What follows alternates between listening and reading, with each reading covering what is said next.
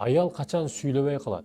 Үн катпастан, эч кимге сүйлөгүсү келбей, көзү дагы мынтип карап, эч нерсеге үмүтсүз, бардык нерсеге үмүтсүз карап, үн катпай калат. Качан десеңиз, качан ишеничи сынган учурда.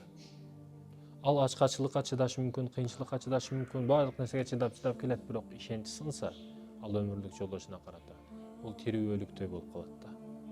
Ишеничин сындырып албайлы аялыбыздан. Аялыбыздын ишеничин сындырып албайлы. Ал калп эле бактылуу болуп, калп эле денесинде күлкүмүчтүү болуп, жагымдуу болуп көрүнүшү мүмкүн, бирок ичи өлүп бүткөн. Бул нерсеге маани берели мекендештерим. Баягы жакшынакай сөз дагы дава да, негизи шифа болот адамга. Адамдарды рак болуп калат, врачтар айлап жайлап айтат го. Сиздин бир айтып келип туруп, бир жакшынакай сөзүңүз адамдарга ушундай дава болуп калышы мүмкүн да, кайгысын жоготуп, кубанычка айландырып коюшу мүмкүн бир эле жакшы сөзүңүз. Мындай айтканда, врачтын ролун аткарасыз да сиз. Рактан айыктырып коесуз дегени. 15 мүнөттүн ичинде 10 жылдык кайгысын 15 мүнөттүн ичинде кубанычка айландырып коесуз.